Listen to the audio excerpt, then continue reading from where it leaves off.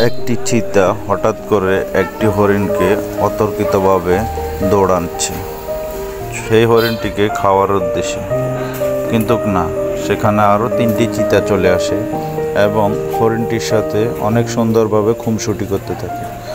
হরিণটিও সুযোগ পেয়েই তাদের থেকে পালানোর চেষ্টা করে যাচ্ছেন প্রতিনিয়ত। হরিণটি বারবার সেই চিতাগুলা থেকে পালিয়ে বেড়ানোর চেষ্টা করতেছে, কিন্তু এই দৃশ্যটি দেখলে মনে হচ্ছে হরিণটিকে বুঝি চিতাগুলা খেয়েই ফেলতেছে।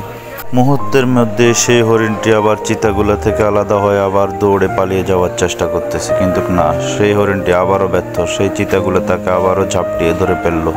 হরিণটা তার প্রাণপণ চেষ্টা চালিয়ে যাচ্ছিল। চিতাগুলা থেকে যতটা দূরে যাওয়া সম্ভব সে তাই চেষ্টা করতেছিল। হিংস্র চিতাগুলা থেকে হরিণটা বারবার দূরে যাওয়ার চেষ্টা করলেও হরিণটা তা পেরে উঠতে পারতেছিল না। চিতাগুলো সেই হরিণটাকে না খেয়ে না বিরক্ত করে সেই হরিণটার সাথে খুনসুটিতে ব্যস্ত ছিল। বাচ্চা হরিণটাও ঠিক বুঝে উঠতে পারতেছিল না এখন হরিণটার কি করা উচিত। হরিণটা এক পর্যায়ে ক্লান্ত হয়ে সেখানে বসে রইল। চিতাটা তার গলা চিপে ধরে তাকে পিছু টানতে টানতে নিয়ে যেতে চাচ্ছিল।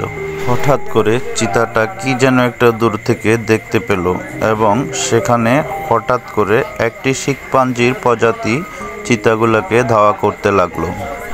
শিখপাঞ্জিটা চিতাটাকে দৌড়াচ্ছে আর চিতাটাও শিখপাঞ্জিটার ভয়ে পালিয়ে বেড়ানোর চেষ্টা করতেছে। হরিণটা এই মুহূর্তে বোধহয় নিরাপদ। না, হরিণটা নিরাপদ নয়। হরিণটাকে ওই শিখপাঞ্জিটাই ধাওয়া করে ফেলল এবং হরিণটাকে ধরে ফেলল।